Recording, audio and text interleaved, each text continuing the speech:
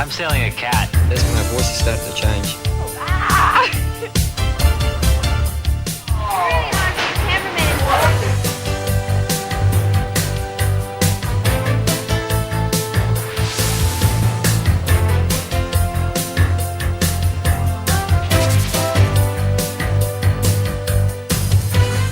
Hello, I'm Scott Lambert. It was a crazy mosaic of laughter and tears, of celebrations and demonstrations, of triumphs and tragedies. It was a year in the life of Australia. In 1988, our country turned 200, and there were some wonderful celebrations. And many of the people who made the news had reason to celebrate too. Our entertainers in particular. John Farnham captured the hearts of huge audiences and was proclaimed Australian of the Year. Kylie Minogue went from local television actor to international singing star in the most spectacular rise in the history of pop music. And then there was Paul Hogan, who secured his place as a major star of the movie industry. In the process, Hogs helped put Australia on the map.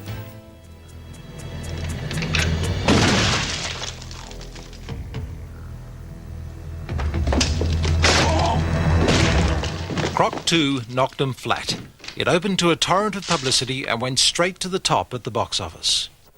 The US opening was a star-studded event, and although Paul Hogan arrived with his wife and Linda Kozlowski under separate cover, the rumours had already begun that theirs was more than just an on-screen romance. Paul Hogan returned to Australia a national hero, and the press were keen to know whether success had changed him. It's funny when I read, as late as yesterday or the day before, I'm not the same happy-go-lucky rigger. Well, I should hope not.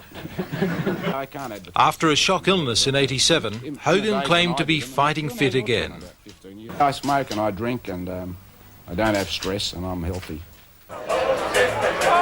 Huge crowds turned out at the Sydney premiere, and the moviegoers loved the show. Morris, it's fabulous. I mean, I think it's as good, if not better, than the original. Fantastic. Excited. Good. Great movie. The film is great. Are Paul and Linda a perfect match? I'd say they look pretty good together. They got a compatibility. Well, I'd have to talk to Dexter, actually, for that one. And that was still the question that remained on everyone's lips. Was there a real-life romance between the stars? Back soon, I'm going to check on Paul. Do you know where they are? The world's press took up the story and had a field day. And eventually, Hogs and Linda, who were outraged by the scandal-mongering, were forced to break their silence. My wife and I are separated and I'm now with Linda Kozlowski, and that's the sort of full story. How, when, where, why, and all these sort of intimate details. No one needs to know any of that. Well, I mean, that's something that is personal. I mean, I don't talk to my best friends and my mom about my personal life. And I'm not much of an Errol Flynn, really. I mean, one wife in 30 years, and now one lover. It's sort of not very, it's not the thing that Mickey Rooney and Jar Jar Gabor never made of, really, is it? In an effort to escape the glare of publicity, Paul and Linda bought a shack on the beach. Admittedly on Malibu Beach, a shack like this one goes for around $2 million. Olivia Newton-John is just up the road, and Larry Hagman has a beach house not far away. In '88, Paul Hogan became a Hollywood superstar, but he clearly wasn't pleased by the loss of privacy that goes with it.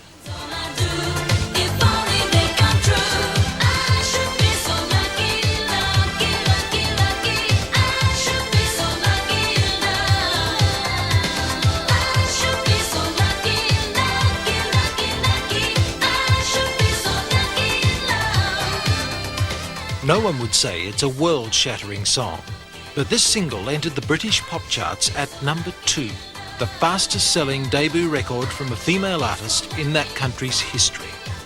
Not long after, it was released in the US with predictions of equally great things. Here was a rise to stardom the like of which the world hadn't seen in a long time. Kylie Minogue, as they say in the industry, was hot.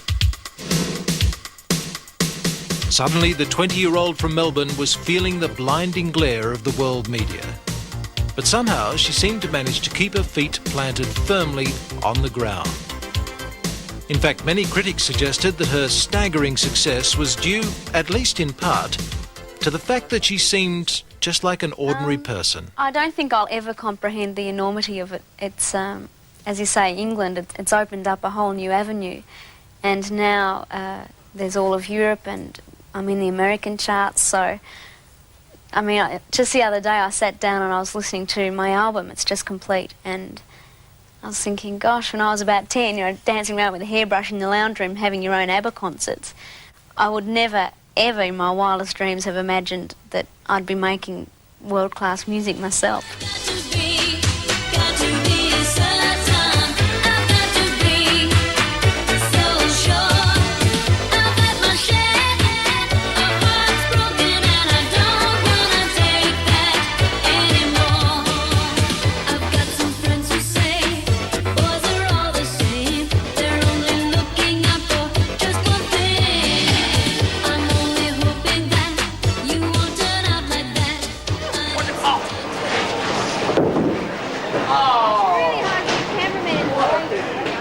And that will probably apply to almost everything Kylie tries to do privately in the future. A lot of your private life is taken away from you.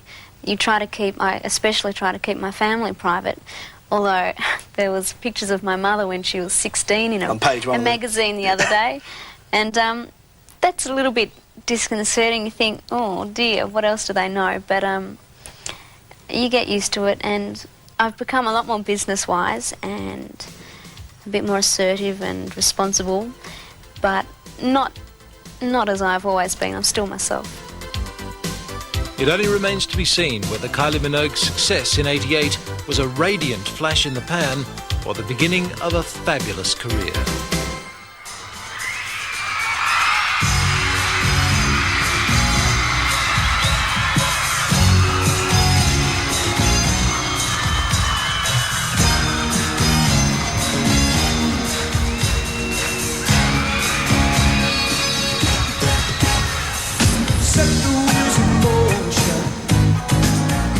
It was at a garden party at Sydney's Kirribilli House that the Prime Minister declared John Farnham the Australian of the Year. In an emotional response, Farnham talked of his vision for our country. Look at our collective backyard, because if we despoil what we have, we can't just move next door.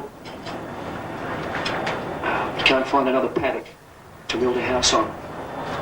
So, Australia does deserve national pride. We are right. Hang on. Ooh. We are right to instill national pride in our children. But please, let's make our national pride encompass humanity. Thank you very much indeed.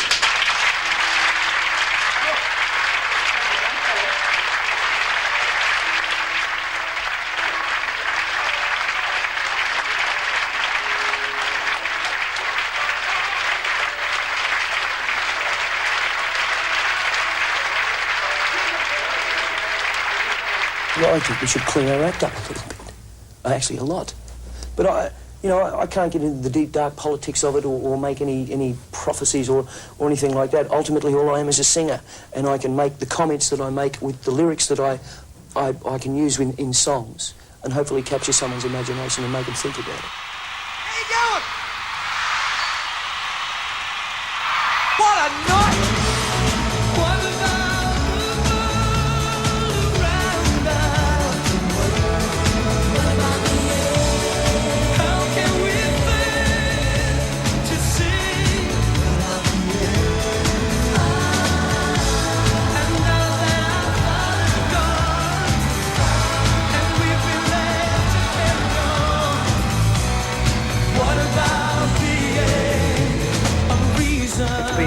It's been an amazing year. I didn't think, after the baby arriving and everything being so great this year, that anything could get better, but it's been amazing.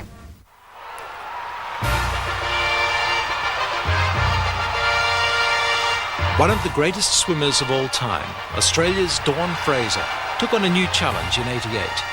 After a tough fight at the polls, she held her first news conference as a member of the New South Wales Parliament at the Dawn Fraser swimming pool in the Sydney suburb of Balmain. Well, I'm extremely excited, I'm ecstatic, and I'm very, very nervous. It was like going back to college yesterday, walking in the Parliament House and then being ushered into a seat. And it's a mighty challenge, and I think it's possibly the biggest challenge I've ever had in my life, and I know that I can do it.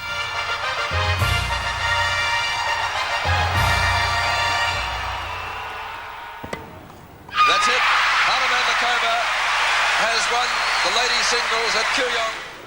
1988 saw the 25-year-old Czechoslovakian tennis queen Hannah Mandlikova become one of our newest Aussies in a ceremony at the Rocks. And still we couldn't get her name right. Mandlikova, congratulations. Thank you very much. Wonderful day to become an Australian, isn't it? I'm very proud of it, thank you. I always felt like home here, and always the people are very nice, and it's always nice weather, and I felt like home here, so I'm glad I become an Australian.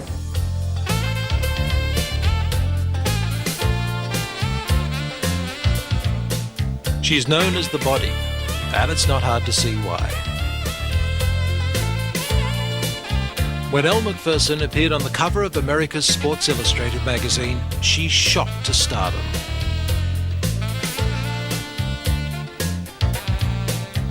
Shortly after, Elle was voted among the 10 most beautiful women in the world.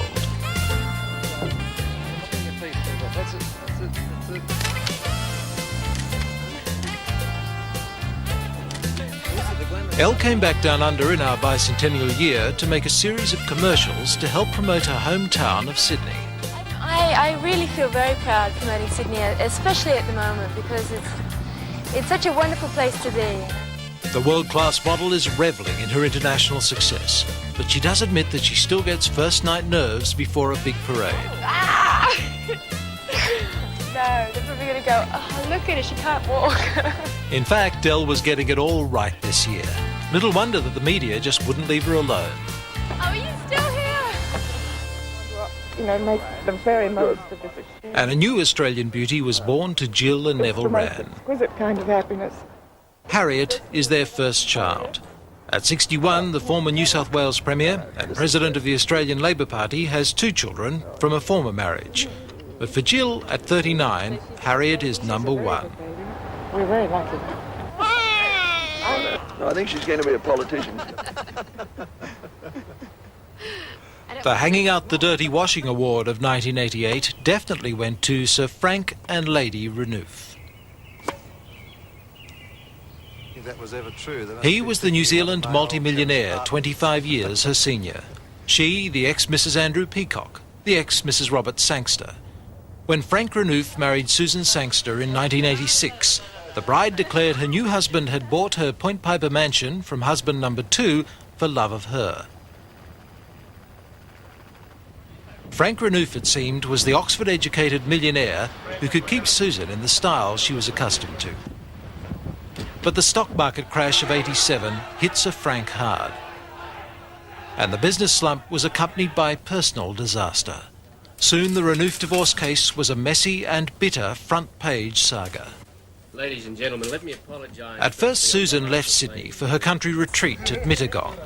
But when she returned to comfort her bereft husband, the media smelt a scandal and put the harbourside mansion under siege. And Sir Frank let them know that he wasn't particularly glad to see his estranged wife. She came here under compassion. She was not here. She ought to go. She's very happy down at Mittagong.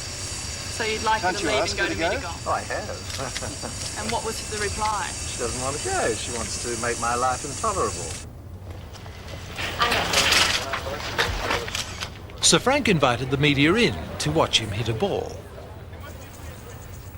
Susan took advantage of that to play her own game. Who's the prisoner now? Somebody's locked the door. 30 all. She's indulging in fantasy, that's all. If I move to the other side, she walks around the other side. And if I go outside that side, she comes out and has a look. And if I come to this side, she has a look. And if I go in through that door, she rushes in and puts the bolts on it. Then the shock announcement of the week. True love had prevailed. I'd like you all to know that my wife and I are happily reunited. Thank you. And all our differences have been resolved. So it was cocktail parties as usual at Paradis-sur-Mer. And the media were no longer required. All I'm saying to you, please go away. You know, isn't that the end of it? Please. In fact, the end of it came a few weeks later, and Paradis-sur-Mer was sold for a record undisclosed price. Well, the lives of the rich and famous, eh? But while the Renoufs no doubt suffered considerable embarrassment, many ordinary folk fared very much worse. Great floods devastated vast areas of our country in 1988, leaving thousands homeless. Australia is no doubt a land of droughts and flooding rains, but this year the weather was particularly cruel. In fact, we witnessed the first reliable signs that weather patterns are changing, with one record after another being broken, adding credibility to the frightening theories of the greenhouse effect and the breakdown of the ozone layer.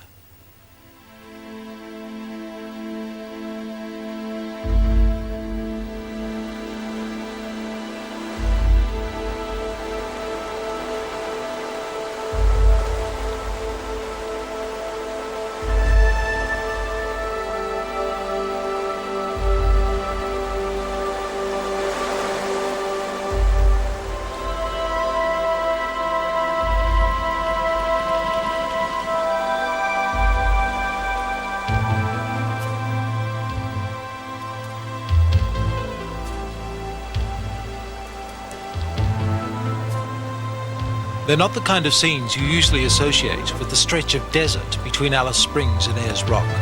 But in '88, weather patterns were turned upside down. The Finke River became a swirling sea of floodwater. And even the Todd was dangerously high.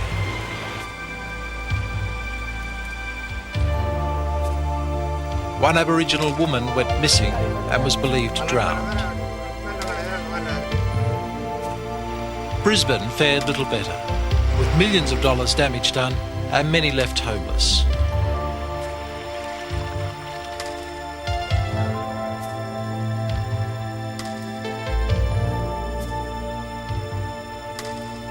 But Sydney was the worst hit, with one flood after another. The rains just didn't stop, sending many produce growers into ruin. April was the wettest month in recorded history. And that wasn't the end of it. Residents of Mona Vale on Sydney's northern beaches thought they were seeing things when a freak hailstorm left their suburb looking like a snowfield.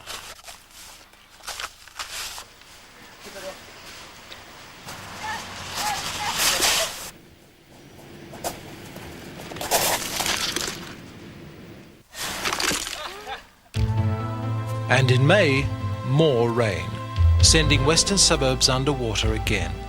The long hot summer became the big wet. While the water's running, it's going somewhere. When you can't hear it, that's when it's just backing up. And that's when it comes to get you. And the winter that followed was hot, breaking even more records. Well, yes, today was officially the last day of winter. Mind you, it could just as easily have been the middle of summer. But contemplate this, if you will. Seriously, I understand that this is the second consecutive warmest winter on record. The greenhouse effect starting to bite? Well, that aside, today was delightful in Sydney. We had a top of 21. The greenhouse effect. The warming of our planet due to an excess of carbon dioxide from the burning of fossil fuels. 1988 was the year that people started taking this theory seriously. The Australian Alps had one of its worst seasons on record, and the question was asked, would we have a ski industry in the future? But if the greenhouse effect does bite, that will be the least of our problems. And then there's the breakdown of the ozone layer, a protective barrier lying 35 kilometres above the Earth, which helps filter damaging ultraviolet rays from the sun. Without it, no living creature would survive. Over the years, man-made chemicals have gradually depleted this shield. The main culprits are chlorofluorocarbons found in refrigeration, foam packaging, and spray can propellants. Throughout 1988, scientists argued about the dangers, but towards the end of the year, American research in the frozen wastes of Antarctica showed that the situation could be far more serious than even the most frightening estimates.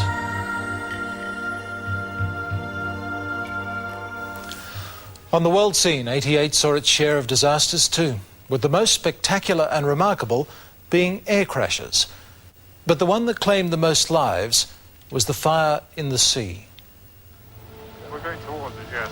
We're evacuating from a rig. 147 workers died in the world's worst oil rig disaster. Bloody hell, it's very on fire, isn't it? Many others were badly burned, plucked from the freezing waters of the North Sea only minutes after the explosion. They told of alarms on board the Piper Alpha platform signalling a gas leak, followed seconds later by the blast that ripped the rig in two, sending up a ball of flame which was visible for 60 kilometres. The survivors were taken to the sick bay of the nearby Pharos platform for emergency treatment. The talk there was of men trapped in cabins and terrifying blind panic.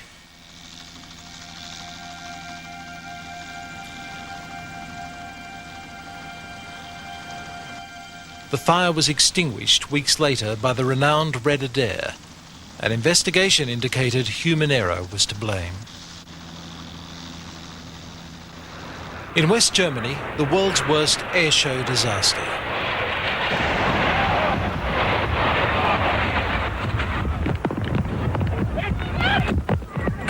"300,000 people watched an Italian acrobatic team perform a stunt that went horribly wrong.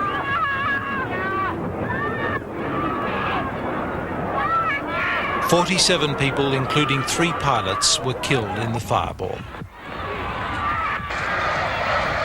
At another airshow, a French Airbus dropped from the sky carrying more than 100 passengers.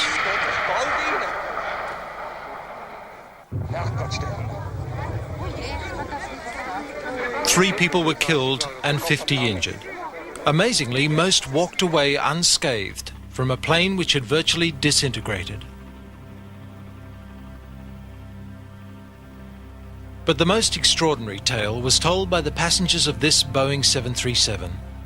The plane literally lost its roof when it hit turbulence at 20,000 feet. An air steward was sucked to his death, but the rest of the passengers managed to stay strapped in until the pilot brought it down. Frightening scenes. But there was also good news this year. Kay Cottee entered the history books as the first woman to circumnavigate the world single-handed without touching land. A monumental feat. The Chamberlains were finally pronounced innocent after 8 long years, and 2 of our worst criminals were recaptured. Good news for us, perhaps not so good for them. And then there was the story of the tiny toddler who went missing in wild country. The remarkable story of survival unfolded at Cooktown in Australia's north. 3-year-old Eric Taylor wandered off from his parents' ramshackle house into the nearby national park and disappeared. He was wearing only a singlet and a disposable nappy. State emergency services and local bushmen set up a huge search, but the area was rife with dingoes and feral pigs, and hopes of finding young Eric alive were slim. Yet 4 days later, the youngster was discovered with barely a scratch. He had both hands on a tree and he was looking towards us, and he was shocked to see us, I think, because just the look on his face.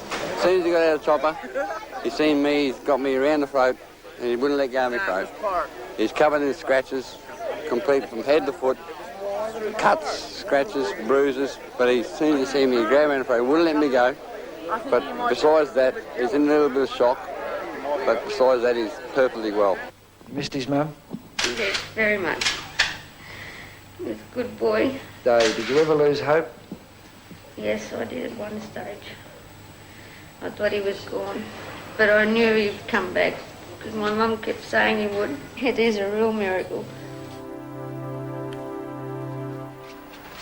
In an historic court ruling this year, Lindy and Michael Chamberlain were cleared over the death of their baby Azaria.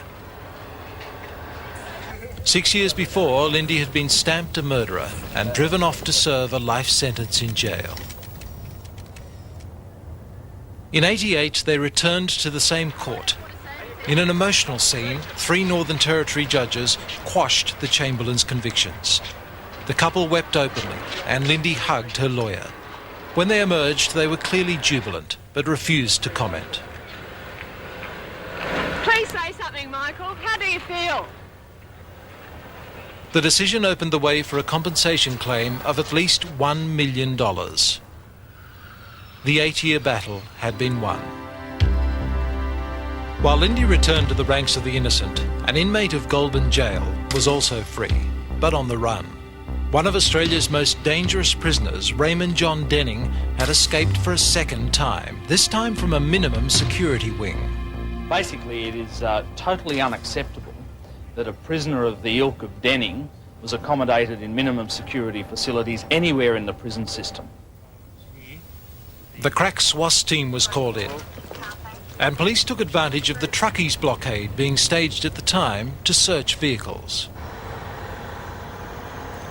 But it was at the Doncaster shopping centre in Melbourne, following a running gun battle with police, that Denning was cornered. He was found in the company of someone the police had long been after, Australia's most wanted man, Russell Mad Dog Cox. Cox had been on the run for 11 years, and police would later accuse him of planning an armed robbery with Denning. But at the time, Denning had his own accusation against the police.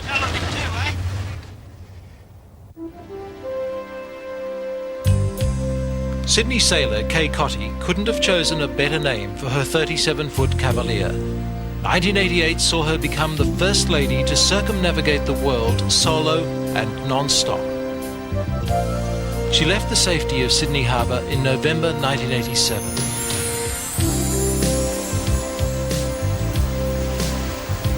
Her journey would take her around both capes and into the most dangerous waters in the world. I don't foresee a problem, really. If I did, I wouldn't be attempting it. Any doubts, ever? Do you ever have them? Doubts, well, I guess you think about it because you have to think about the possibilities, what you'd do if you got into that situation. Everything's been built with a view that I will do a 360-degree roll because percentages are fairly high that I will do at least one. As luck would have it, she didn't. And after 189 days at sea, Kay Cotty returned home triumphant. Her parents were the first to greet her, followed by the entire country.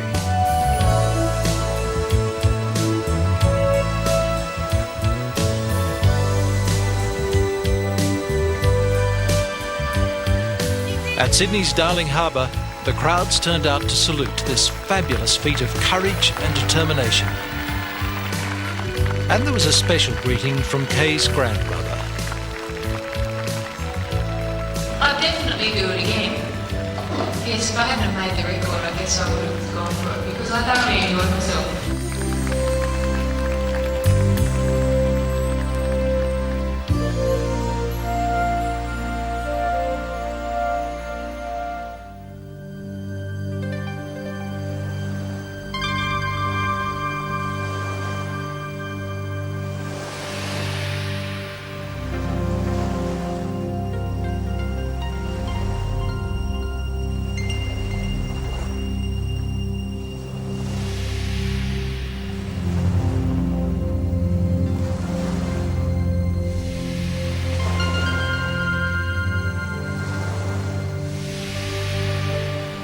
'88 saw the return to the east coast of Australia in large numbers, that giant of the deep, the whale.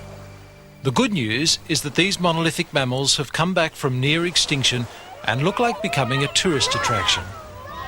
Let's see the wave. Beside the wave.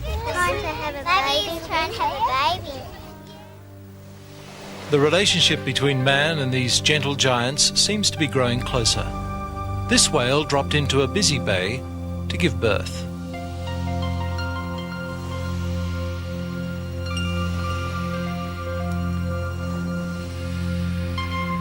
Perhaps there's hope for our world yet.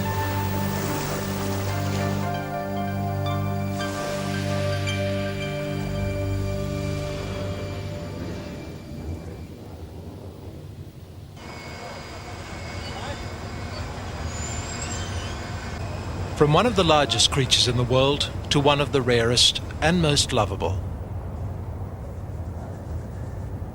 In 1988, scientists estimated that there were only 600 pandas left. making Feifei and Xiao Xiao very important pandas. To welcome two of the most important visitors ever to come to our shores, Xiao Xiao and Feifei. Wherever they go, these cuddly, lovable creatures are the star attraction. And the merchandising machine that follows them supports the World Wildlife Fund, which is aiming to save them from extinction.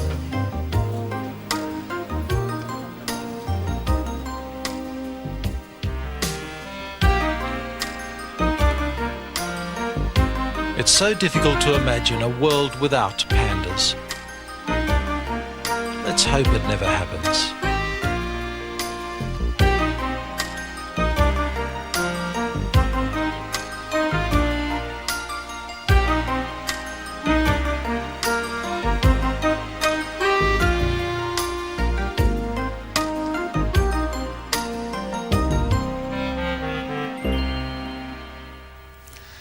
"1988 will long be remembered for its celebrations and its demonstrations. Brisbane's World Expo was a smash hit, which was great as long as you didn't mind queuing. Our new Parliament House, designed to serve us for the next 200 years, was officially opened.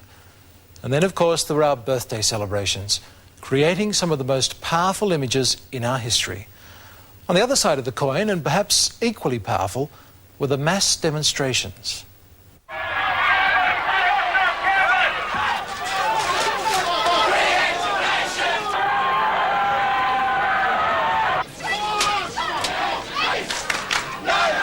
Not since the days of the Vietnam moratorium had students taken such a violent stand on any issue. And perhaps it's a sign of the times that this protest was over money. They were protesting against the federal government's decision to introduce a graduate tax, a user pays scheme, where students' incomes would be subject to extra tax once they enter the workforce to recoup some of the costs of their education.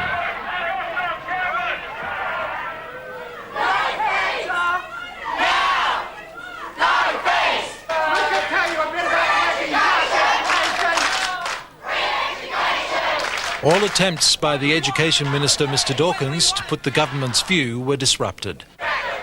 And the students made sure the public was aware of their complaints.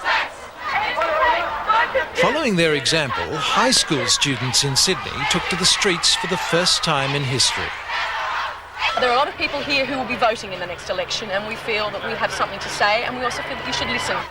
They were protesting against the policies of the new Liberal Education Minister. He's just taken every student in New South Wales' future in his hands, and he doesn't seem really concerned about it, does he? What do we want? Education! Educate middle! What do we want? Education! What do we want? A quieter but more debilitating protest was staged by several thousand truck drivers. It was an awesome sight as the great prime movers banked up bumper to bumper to block the Hume Highway at Yass, allowing only a trickle of passenger cars to pass through. The truckies were protesting against what they saw as excessive government charges. There's a lot of workmates of just about each and every one here that have gone bankrupt very recently. There's families out there that are living on less than the poverty line just to keep the truck on the road in the hope that things will improve. Truckies around the nation set up smaller blockades, causing chaos on our major arteries.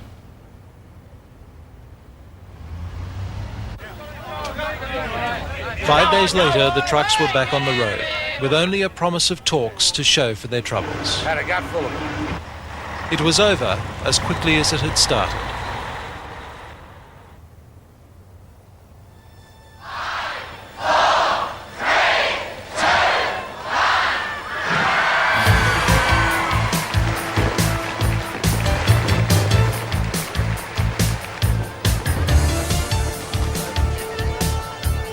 "1988 was the year that saw Brisbane host the World Expo.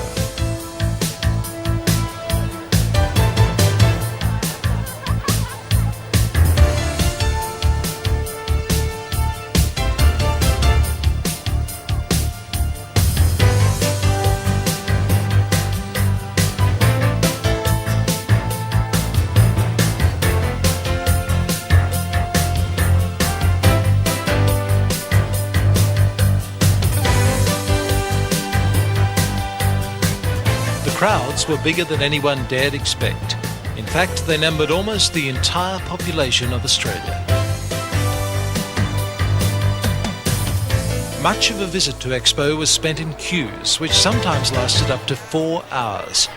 But the patrons said it was worth every minute, as there were always so many things happening outside the pavilions.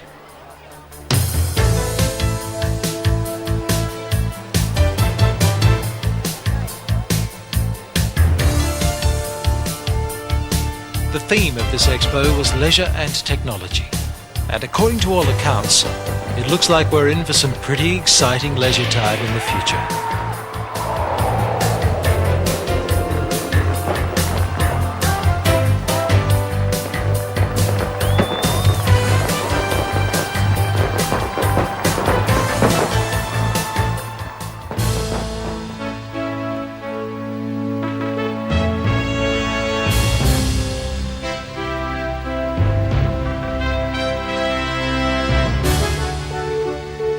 The future was also being unveiled in Canberra in 1988 with the opening of our new Parliament House. The arrival of the Queen was upstaged by a last-minute touch-up of the red carpet, but soon the official opening of the billion-dollar building was well and truly underway. I believe the spirit of Sir Robert Menzies would be smiling with approval today. Mr Hawke's reference to the past was followed by the Queen's good wishes for our future. Parliamentary democracy is a compelling ideal, but it is a fragile institution. It cannot be imposed, and it is only too easily destroyed. It is fitting, therefore, and a great pleasure for me, to offer my best wishes to all those who will be giving their service to the nation within these walls, and to declare open the new Parliament House of the Commonwealth of Australia.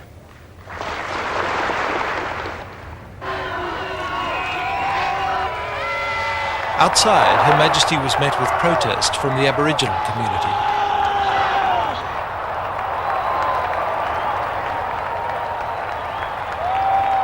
If the Queen's representative has the power to sack an elected government in 1975, I wouldn't underestimate the power that she's got. We have achieved a lot because we've got a lot of white supporters here with us. Well, if she didn't know about the Aboriginals' qualms before today, well, I hope she thinks about it today. But it seems likely that the Queen, like most of the nation, was thinking of our new Parliament House, which is set to serve all Australians for the next 200 years.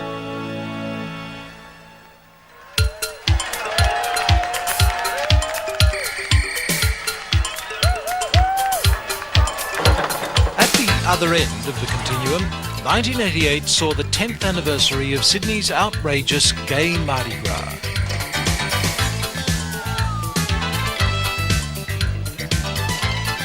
Despite all the fun and frivolity, the spectre of AIDS underlined this event. Although participants handed out free condoms advocating safe sex, the Reverend Fred Nile of the Festival of Light movement has called for an end to what he calls this repulsive display. Only time will tell if his prayer is answered.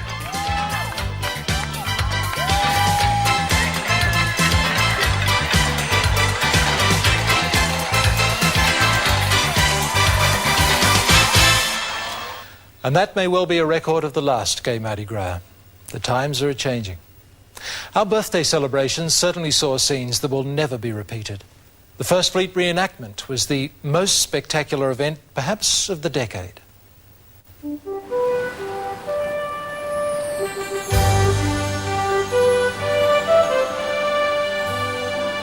They set out to reenact one of the most grueling voyages in history, and their own journey would be far from trouble-free.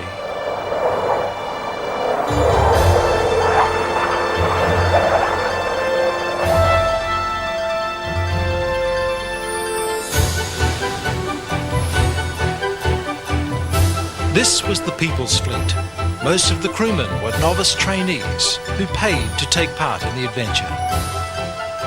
In a tragic irony, it was one of the most experienced professional sailors who was lost overboard in high seas.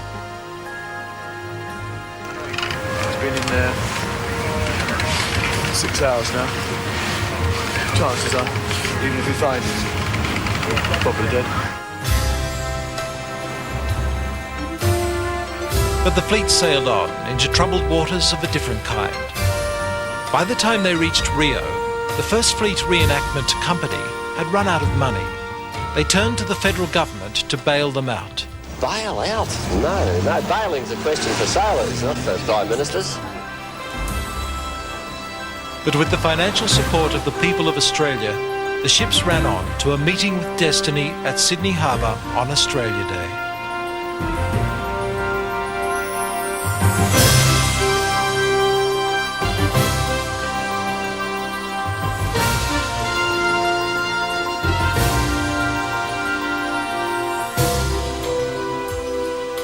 What a day for Australia. What a uniting day. Everybody must be proud to be an Australian. We set out to reenact the voyage of the First Fleet, and we seem to have made history ourselves. We're being greeted like conquering heroes, and that's a very humbling experience. This is like a dream. I mean, it really is. There would be 5,000 boats around us. God's turned on the sunshine. God protected us the whole way across. The oceans let us through. We were blessed. He must have wanted it to happen.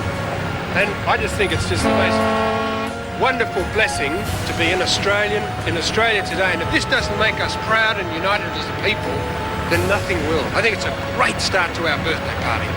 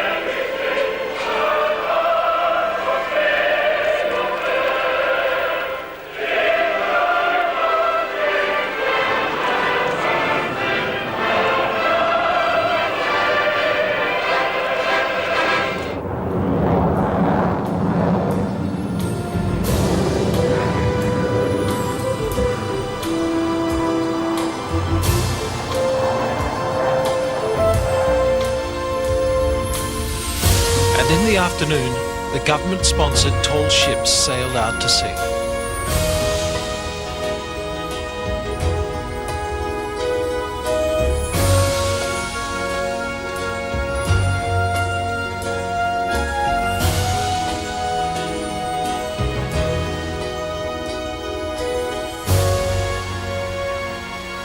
And a great day saw a spectacular end.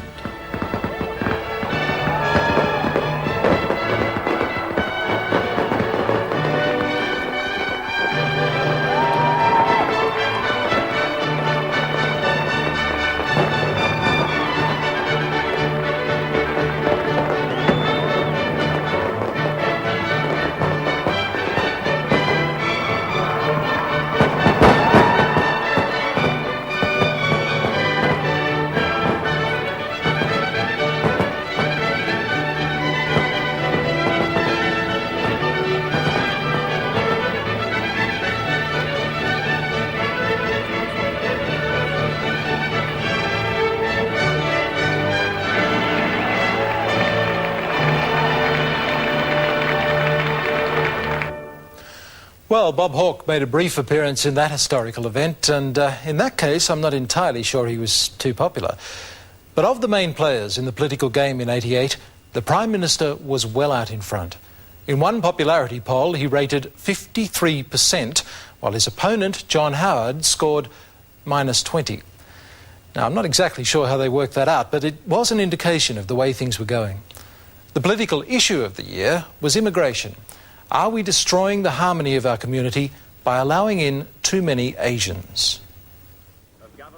The main players in the political game in '88 were the very popular Prime Minister, Bob Hawke, the very shaky leader of the opposition, John Howard, the boots and all leader of the National Party, Ian Sinclair, and the Federal Treasurer and heir apparent to the top job, Paul Keating. But the Prime Minister chose to put Mr. Keating in his place making it clear that Bob Hawke gives up his post of 6 years only when he's good and ready. As you say, it has been 6 years, and I look forward to the next 6. Now, it's good news for some, not so good for others, perhaps. Mr Keating publicly asserted that he'd stay on as Treasurer, but it was understood that privately he was furious. Unlike other years, he kept a low post-budget profile, refusing the usual round of interviews. Do you feel you've been a little bit cheated? I'm not saying anything about that now. Come on, gang. Meanwhile, Mr Minus 20% faced ongoing rumours of challenges from his deputy, Andrew Peacock. And all the polls indicated that Mr Peacock was the preferred Liberal leader. But polls can be deceptive. They indicated that Australians wanted less Asian immigration. But when John Howard made that Liberal policy, the screams of protest were heard all the way to Hong Kong. And Honest John did a quick about-face. The objective of the policy to ensure that if at any time in the future a coalition government would seek in the interests of social harmony to take steps that alter the flow of people from any part of the world, that will be fully within the terms of the policy. I feel such a degree of abhorrence about what he has done and the unleashing of forces which just shouldn't be unleashed that I find it difficult to actually think about him on this issue. Ian Sinclair, as usual, didn't beat around the bush. There were too many Asians coming into Australia in proportion to migrants from other countries. And Senator John Stone supported his leader. And what some of us have been calling for is some slowing down in that development. For his trouble, he was dropped by John Howard from the front bench. I'm inclined to think that, on balance, Mr Howard yesterday may have done me a favour. John Howard, on the other hand, survived the furore that he'd created, but he remained on very shaky ground as a leader. But there was a passing parade of familiar faces in Canberra in '88. The Special Minister of State, Mick Young, was the first to go. His demise was sparked by the Harris Dye shower scandal concerning the misuse of funds for election purposes. But it was the way the media handled the story that was the final straw for the one-time Shearer. You know, I put up with a fair battering which rather ignores, 30 years in public life and things you might have achieved or accomplished or participated in. Mick Young had had enough of politics and threw in the towel. The Minister for Sports, Tourism and Good Times, John Brown, also resigned after he was found to have misled Parliament over the tender for the Australian Pavilion at Expo. And he too decided that the media was to blame for his predicament. Why did you do it, Mr Brown? Mr Brown, why are you so angry about Parliament? the press about this? Silly little girl. Mr Brown, why are you so angry with the press about this? I think you're a team of girls, that's why. And his publicist's wife, Jan Murray, fully agreed. Typical of the Australian media. Bumble-footed. Another heavyweight to resign was the controversial and colourful Queensland Minister Russ Hinds. Hinds had been in the political arena for 22 years and always saw himself as a contender for the Premier's job. But after Ahern took that job from Bjelke-Petersen, Hinds was forced out of the ministry when he was mentioned in the Fitzgerald inquiry.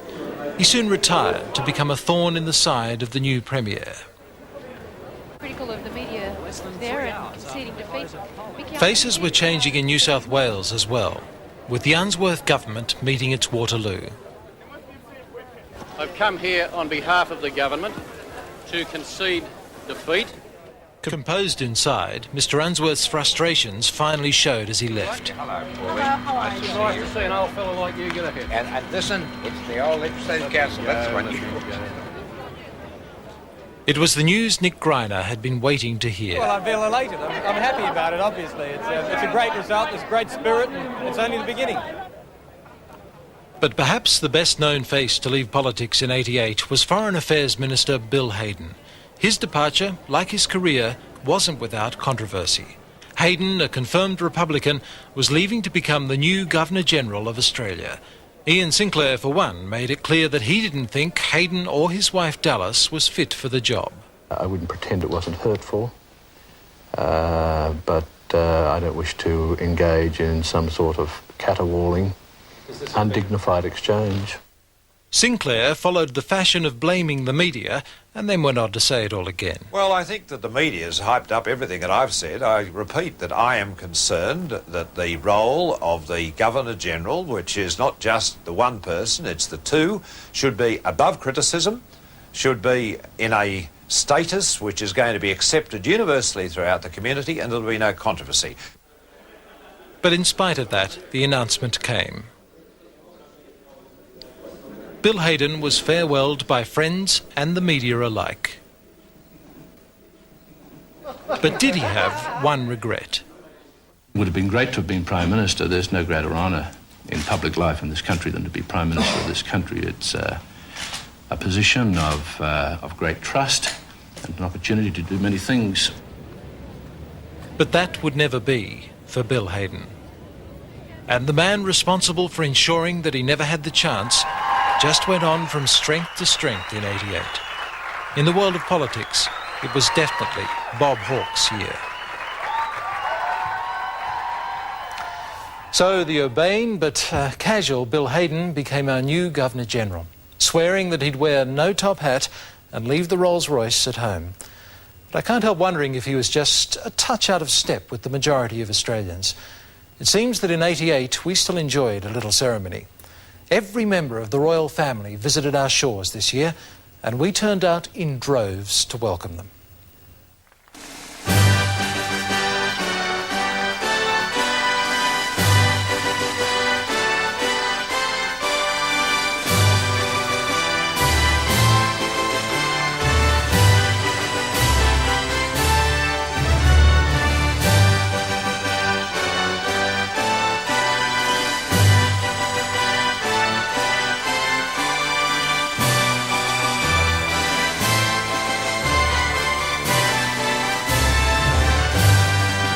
First to arrive in our bicentennial year were Prince Charles and Princess Diana, who were greeted by an enthusiastic crowd in Sydney. Charles and Diana came to join our birthday celebrations. After all, Charles had happy memories of his school days in Victoria. While I was here, I had the pommy bits bashed off me, like chips off an old block, and the results are only too obvious. A few days later, the royal couple went north to the seaside resort of Terrigal, where the princess made a cheeky entrance.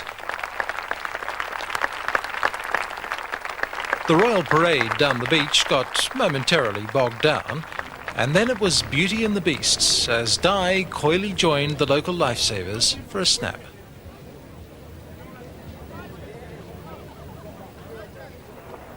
Later, Charles flew to Kerry Packer's property at Scone for a round of polo and showed that the genteel prince doesn't mind joining in the rough and tumble. He plays it as rugged as anyone else, but there still are some limitations to what he's allowed to do and what he can do. And while Charles was doing what he loves best, so was Princess Di, who visited the Barnardo's Centre at Auburn in Sydney. Diana is the Royal President of Barnardo's in Australia.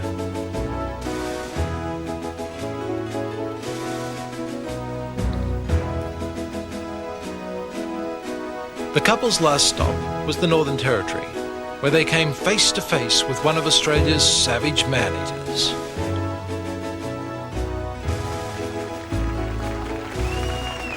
Then it was farewell bouquets before Charles and Diana left for their next engagement in Bangkok.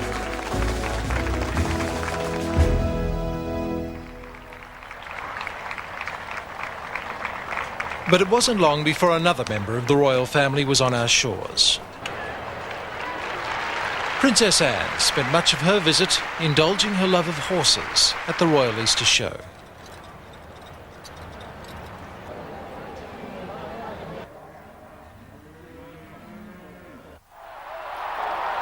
The Queen came here to celebrate our birthday along with her own.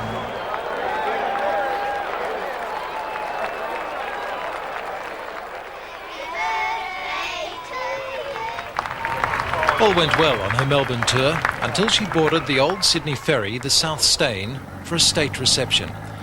It was expected to be a comfortable trip to the Melbourne suburb of Williamstown in spite of strong winds. But as the ferry headed off, it was clear a collision was imminent. The winds blew the steamship onto a 12-metre boat moored at the wharf, which had to be towed away after it began taking on water. The Queen appeared less than perturbed.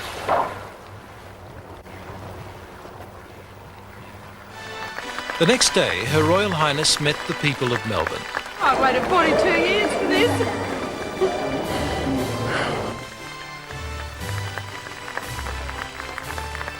I shall live longer till I die.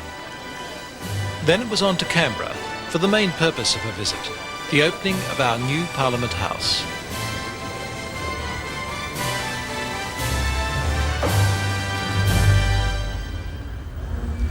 But back home, the high-class house of ill repute at 67 Wigmore Street was becoming the centre of a royal scandal. Sarah Ferguson's father had been linked with a prostitute.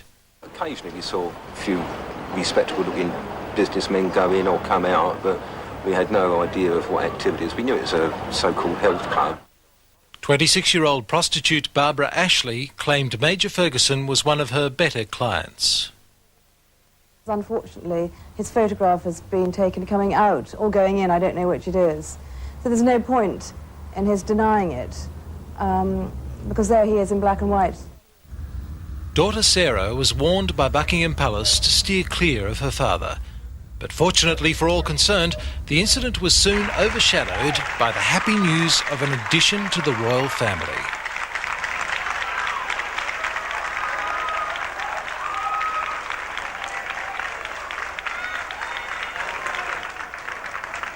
Princess Beatrice was born on the 8th of the 8th, 88, which according to the Chinese is the luckiest day of the decade.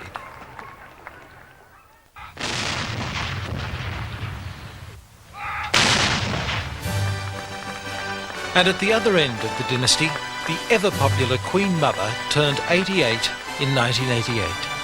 She celebrated her birthday with 3 generations of Windsors.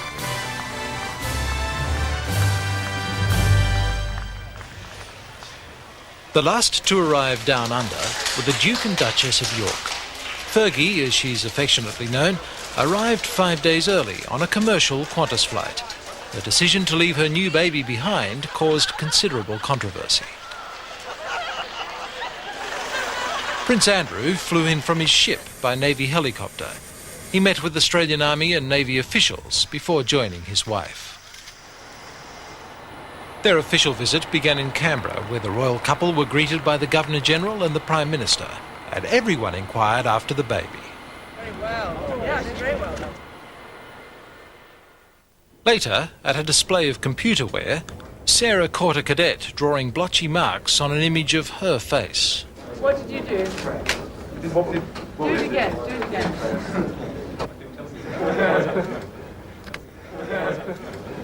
Tactful. In our next segment, we highlight trends and fashions, and just a few of the more oddball stories that made the news. But first up, that family institution in Oz, the Holden car. For the first time in 40 years, we saw an all-new Holden, every nut and bolt.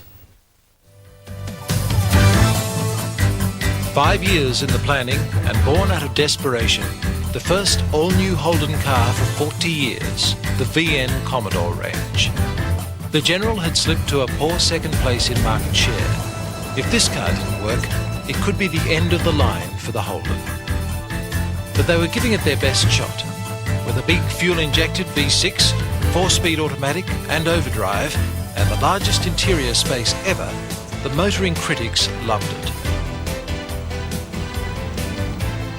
This was the race of the all-Australian family car. All that remained was to await the public's response. But the new Commodore was up against some very stiff competition. The latest Ford Falcon had also been 5 years on the drawing board, but Ford had managed to get their new model out 6 months ahead of Holden's. The response had been dramatic and looked like keeping Ford at #1 position until the arrival of the General's answer. The two cars were surprisingly similar in appearance and specifications. The pundits called it a dead heat. Only time would tell if the average Australian family agreed.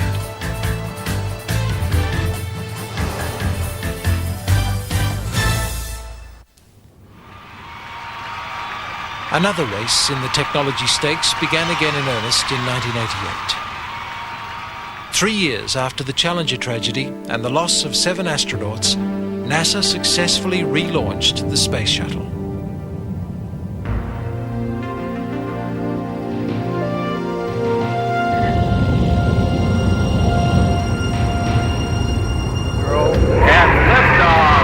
Liftoff. Americans return to space as Discovery clears the tower.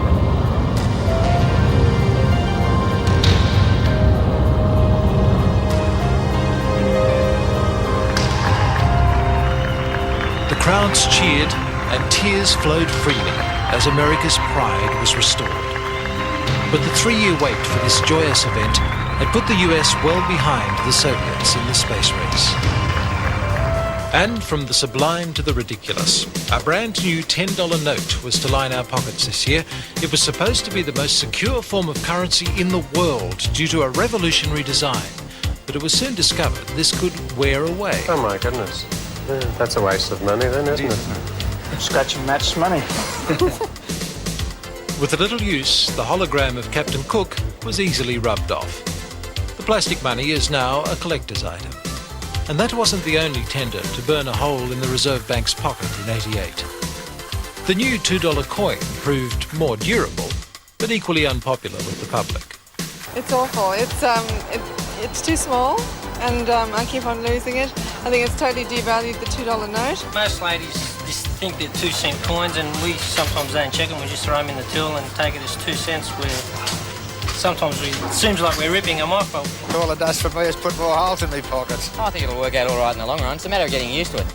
But in spite of the protests, the old $2 note was gone. And time would tell whether the new coin would become an accepted fact of Australian life.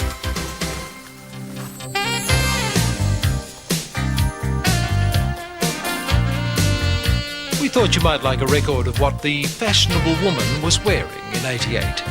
This is the colourful spring collection.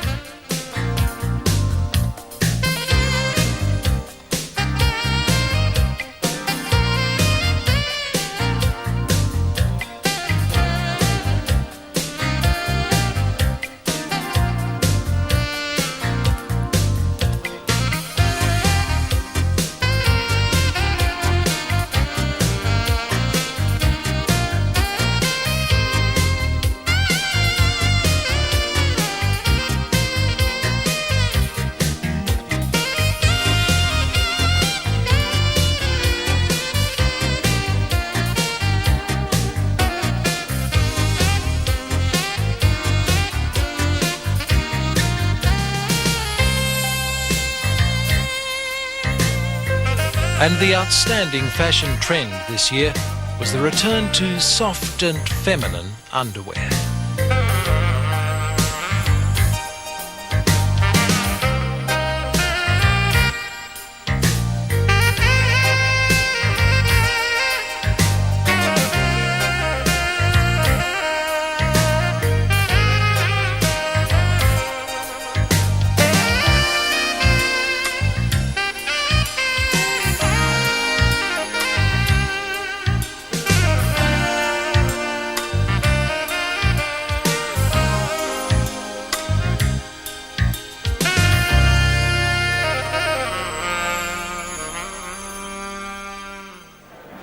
Certainly a sign of the times in '88 was the opening of the world's first condom bar. Virgin Records decided to sell safe sex as well as the latest LPs and soon found they had a hit on their hands. For the first time that I can remember since I've been involved in the AIDS fight, the doctors and scientists are now beginning to say that we may never, that we do run a risk of losing the fight against AIDS. Do you have any facilities for testing? I'm afraid not. The most extraordinary story of the year would have to be the close encounter of one West Australian family. While driving across the Nullarbor, the Knowles say their family sedan was attacked by a spaceship. It was chasing us, and all of a sudden it landed on our car, pulled our car back, and I put my hand at the window and I fell on the roof. It was like a sponge on the roof. It was sucking the roof, you know, the car. It was a sponge. It was sort of shaped like that, and on the outsides it was like that, and in the centre it was like that. And I asked my brother, you know, if that was a spaceship, and he goes, "Don't be stupid." So I got up closer to have a look, and it was moving backwards and forwards. And so we decided to take off to have a look. We decided to take off. I went down my window and all this smoke started coming. It was like a greyish black mist. And that's when our voices started to change. All of us, our voices just went really deep and strange. And we felt like we were dying. Sean, you were driving. How fast did you get up to? I got up to about 200 kilometres. That's very fast. Have you driven that fast before? No, I haven't. I got a blowout, and once the car stopped, I blinked out, and I don't know what happened after that. Strange marks were found on the roof of the car, but as for Little Green Men, well, we'll leave that up to you. And that wasn't the only remarkable encounter this year. This monster from the deep was hauled in off Nelson Bay in New South Wales. Tipping 472 kilograms, it was just 5 kilograms lighter than the 20-year-old world record set by Bob Dyer. It was caught by 15-year-old Stephen Colreevy. Didn't know it was going to be a white. We thought it would be something else, but it came up to be a white. Thought it was a whaler at first. The way it was just swimming on the bottom of the ocean. The battle against the creature wasn't easy. It took more than 4 hours of back-breaking effort to haul the shark in. But that hasn't put Stephen off from having another crack. I wouldn't mind getting another one. Sharks beware. And from one monster to another. Meet Betty, all 1.8 kilograms of her.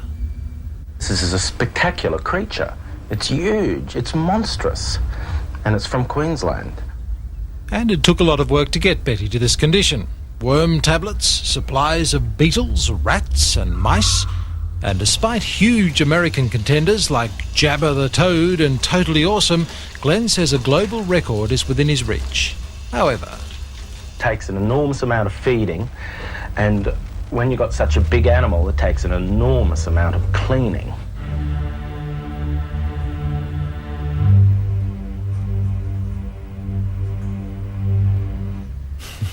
well, the toad was good, but I thought the family who saw the UFO was the best.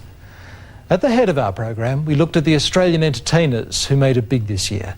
But there was also a wide range of international stars who came here, and they all had something to say. Let's have a look at that. And then we have an Australian who almost made the international scene. I think you'll recognise him. But first, here's the big stars from the world stage.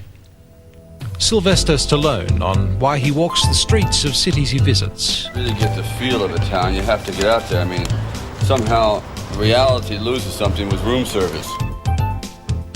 John Cougar Mellencamp on the boredom of touring. Hell, I'm bored all the time. I'm always bored. I'm bored all the time, you know. But that's what keeps me riding, you know. Yeah, keeps me searching, you know. Keeps me changing. That's what we got to keep changing. We got to keep looking. Olivia Newton-John on making it big in Australia. I was with Kylie Minogue the other day in London, and we were on a television show together, and I said, you know, she's a really lucky girl, because when I was starting out in Australia, you had to leave to have success. You couldn't have a major success from Australia. You could have local success, but if you wanted to make it in records or in film, you had to leave. AC/DC's Angus on getting older.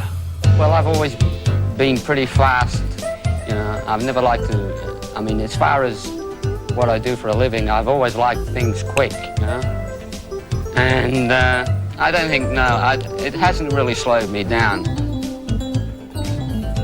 Mick Jagger on Australia's image overseas. The perception of Australia from outside is changed by kind of things that perhaps you don't like, you know, because it's taken a sort of Crocodile Dundee and all that is not really atypical of Australia, but that's, especially from America, is what people think. Because I don't think Americans really thought about Australia before then very much.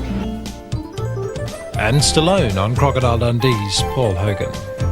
That's good, you know, I mean, he's One of the favorite sons here, and you guys should be pretty proud of him. Robin Williams on politics in the United States. We have some really fun stuff going on right now. We have Ed Meese. Ed Meese in charge of the Justice Commission. Hey, what happened? A lot of people, you know, interesting stuff. Ollie North. Pardon me, Mr. North, will you answer the questions? No? You know, fun stuff. Gordon Liddy sitting at home going, damn, if I had a uniform. Fun stuff like that. A lot of interesting things. There's Ron going, I don't know what happened. I'm just hanging out, basically, and Nancy's dubbing my voice. James Brown on how he enjoys fame. I love being a celebrity, yes. A star, sometimes they go out very quick, but being a celebrity, you live on and on, so I prefer being a celebrity. Leo Sayer on how his life has changed. I remember the first time I was here, there were all these kind of crazy events. I used to look out the window and find young girls scaling the walls and things like that. It was great. I can't say it wasn't great, but life's a little bit more sort of steady now, you know. And the Monkees on their heyday in the 60s. I don't remember much what happened back then, to be honest. They say that if you can remember the 60s, you weren't really there. Well, we started out as 2 actors and 2 musicians, and we became... 4 each. 4 actors and 4 musicians. In fact, there's 16 of us, even as we speak. In Excess on the music that's taken them to the top. It's instant music. It's instant lyrics. It doesn't have to rely on culture so much, and it doesn't have to rely on tradition so much. You're allowed to change the rules. And cranky Frank Sinatra on his return. You happy to be back in Australia? Yes, sir. Do you have any bad memories of Australia at all? Nope. You glad you've been getting fan letters over the years? Yep. You're saying this is the ultimate concert. Is it going to be that good? Why don't you come and see? He became known here in Australia as the wildly extroverted Aussie rules player. But it was as the supercharged battery salesman that America first met our very own Jacko. His loud, brash and brazen personality seemed to be right at home in the US, and they cast him alongside Sam Jones of Flash Gordon fame in the NBC primetime series The Highwayman. Sam's the star, right? There he is there, that's Sam the star, but of course, then they got Jacko, right? Now Hollywood weren't ready for me, but here I am. I've knocked on the door, they let me in. I sat in the boss's chair, told him a couple of dirty jokes, and I was in like Flint. Beautiful! Background, action!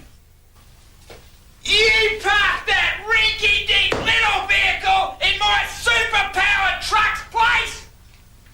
Wow! You left your lights on. But the joke may well have been on Jacko. After claiming he was getting a salary of a cool $7 million, the series was axed. This is Hollywood, baby. Yes, well, I guess it is.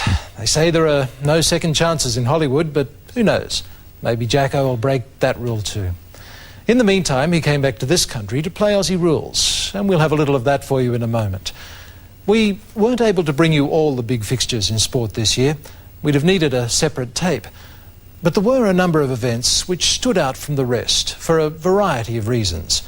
One of those was, of course, the Olympic Games, and the hero there was a young swimmer called Duncan Armstrong. Armstrong won gold and broke the world record in a 200 metres freestyle that featured the world's finest. I didn't really take notice. I just beat whoever was in my heat. And I made the final, and then I just beat whoever was in the final. And just happened to be 3 world record holders, that's all. And I said to everyone 4 years ago, the kids back home, start training and you kids back home, start again, because if you're prepared to do it, it shows you what a battler can do, an Aussie battle. Coach Laurie Lawrence had every reason to be over the moon, especially considering the 3 world record holders his boy had beaten. And he beat them all. And what happens there? He beat them all of them. Woo! Next up, in a photo finish, Debbie Flintoff-King stole the 400 metres hurdles. Love you. Congratulations. Debbie's sister had died 2 days before our team left Australia, But her father promised that the family would bind her up with love, that she'd come through. Husband Phil King was the trainer behind the champion. It's been a hard slog. It's worth it, I'll tell you that. Flintoff King won by 100th of a second, and Australia had its first gold medal on the track in 20 years. I don't think anyone really, unless they've won a gold medal themselves, I don't think they realise how much work that they do put in it. Our third gold went to the women's hockey team, the first hockey gold in our history. It's the best feeling in the world. It's just great, absolutely great. We took 14 medals in all, and considering the number of countries fielding teams, it was a result to be proud of. But in a day of shame, Australian pentathlete Alex Watson was banished from the Olympic Games after testing positive for caffeine. I would have come home, I believe, a hero. Now I've come home accused of being a cheat, so I'm not very happy, and I'm going to fight. Watson claimed that a Romanian official had spiked his water bottle. The Olympics Committee promised a full inquiry. And then the disclosure that Ben Johnson, the fastest man on earth, had used steroids. He was followed by a number of others, sent home in disgrace. In fact, the Games of '88 may well be remembered as the Drug Olympics. '88 was the year that the Marrickville mauler, Jeff Fenech, became the first Australian in history to win 3 world titles. The third was won from Victor Calleja of Argentina in a fight that promised much and delivered. Due to an injury, Fenech was mainly confined to fighting with his left hand. But in spite of that, in the 10th round, the American referee had no alternative but to step in.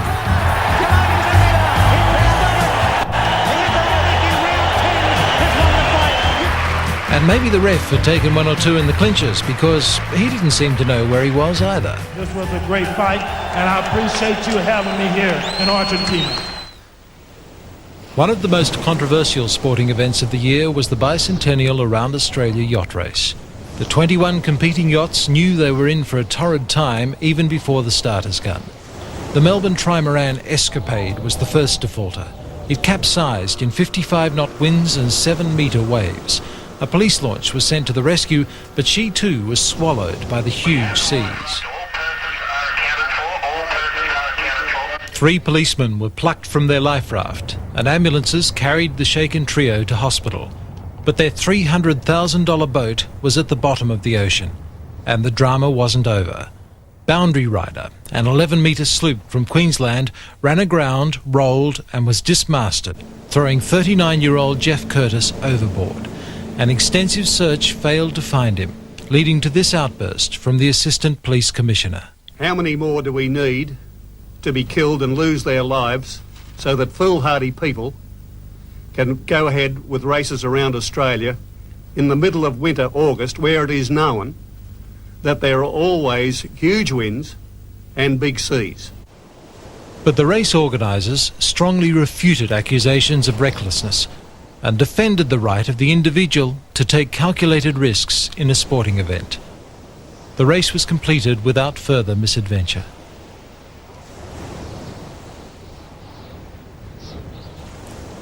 The Claytons event of the year was the America's Cup, which saw a giant catamaran competing against an even bigger monohull, and the Americans whipped the New Zealanders both on and off the water. If that is the best that Dennis can do, then I think it's a disappointment for him to be defending in the America's Cup, because I feel the boat could have gone a lot better than what it did.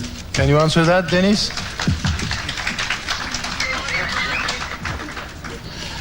No, I guess when he's won 4 America's Cup, he can then tell me how to do it.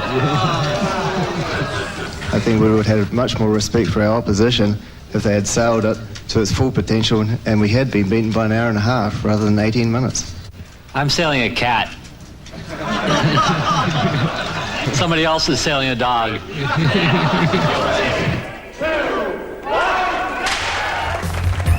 Greek superman Yanis Kouros this year beat all comers and the handicapper to win his 2nd straight Sydney to Melbourne ultra-marathon.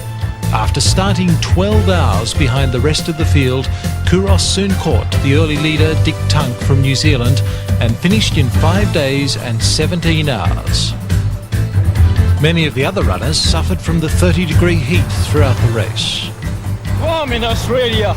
This weather is, for me, very difficult today. Yanis Kouros arrived at the Doncaster shopping town the winner by 25 kilometres.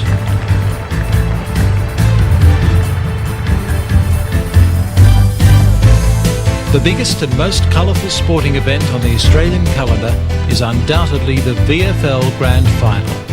It's a religion in Melbourne. It attracts audiences from all corners of our country, and it's seen by 40 million people around the world.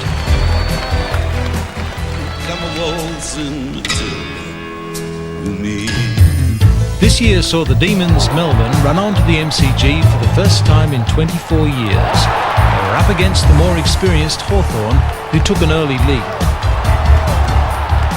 Grand final nerves erupted on the field a few times, and the crowd cheered a behind when a streaker took to the field. But the game was all Hawthorn's way. They demolished the Demons, 22 goals 20 to 6 goals 20. Just imagine finally getting to the big game and going down like that, eh? So, that was our year, 1988.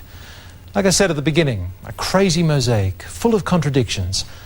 I wonder how history will judge our bicentenary. How successful were our birthday celebrations? Did they draw the country together, or mark the beginning of racial tensions that will tear us apart? Can we look forward to a period of great prosperity, or the devastating consequences of the greenhouse effect? You'll know the answer in a decade or two when you find this tape in a dusty corner of the attic and plug in that big old box called a video recorder. But before I go, there were 3 very special people who left us in '88, and we thought it important to bid them farewell. They deserve to be remembered. And I'll see you next year for 1989, the year on video.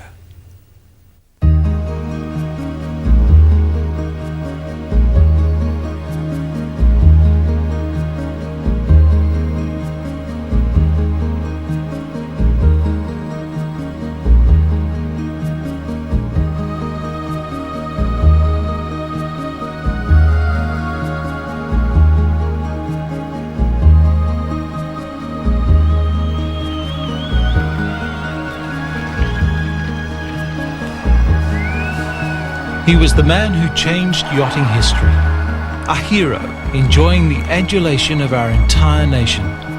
But the pressures of success took their toll, and after the big race, Ben Lexon was showing the signs of stress. A mild heart attack put him in hospital for a week. A year later, he was dead.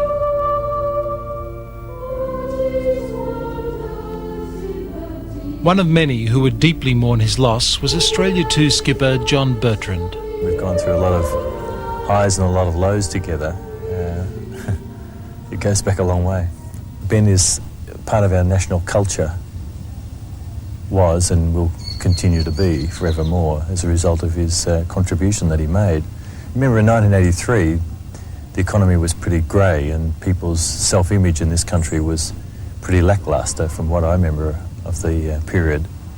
And when we were able to win against almost impossible odds with Australia 2, that was the spark that this country needed. And Ben was very instrumental in that, of course. When we won the Cup, I thought this was going to be a monkey got off my back or some sort of relief, but it's not. It was for a little bit of time, and then there was a period of chaos, and now things are starting to fall into place, and now there's this frantic worry that maybe we can't defend it, we must defend it.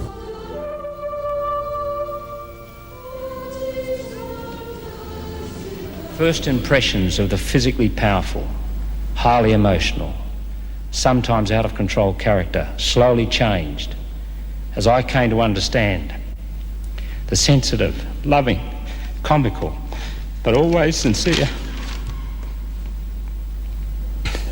person that was Ben.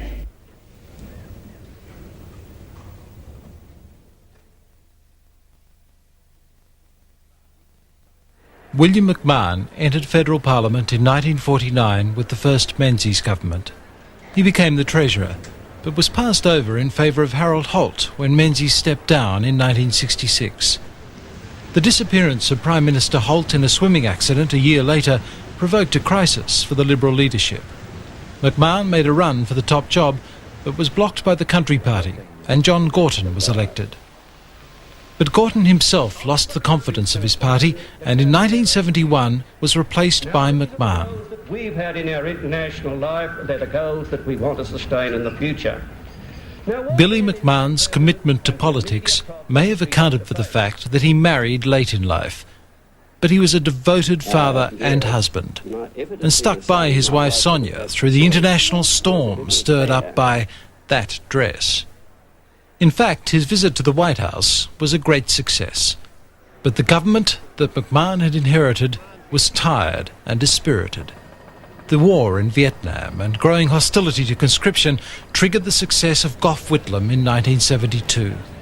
The McMahon government had lasted only 20 months. Sir William stayed on in Parliament for another decade, but in retirement his health suffered, and he died just 6 years later.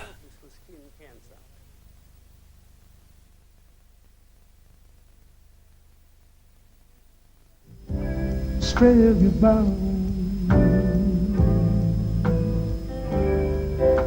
Australian town, watching to see what's going down underbound.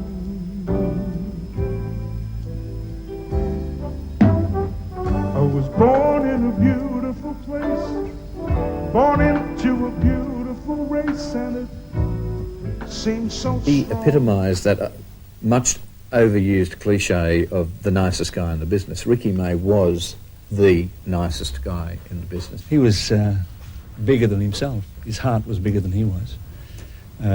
I loved him. I think it's you don't say that about a man very often, but I love Ricky May. Ricky was the sort of person who did enjoy them himself, and maybe that contributed to his early death, but I don't know. I mean, he gave so much pleasure to so many people. It's hard to say, you know, how could you take a meal away from the guy and say, okay, you know, back to bed and just be a good boy. So what is that? Is that lunch? Is that that's afternoon? That's your 2 o'clock juice. That's my 2 o'clock juice. Yeah, that's your bodybuilder. Your carrot. Bodybuilder. Boy, can I talk to you about that? He was a one-off. There'll never be another Ricky May. Once again, an old cliche, but it's so true in his case. Australia bound, Australian town, watching to see what's going down underbound.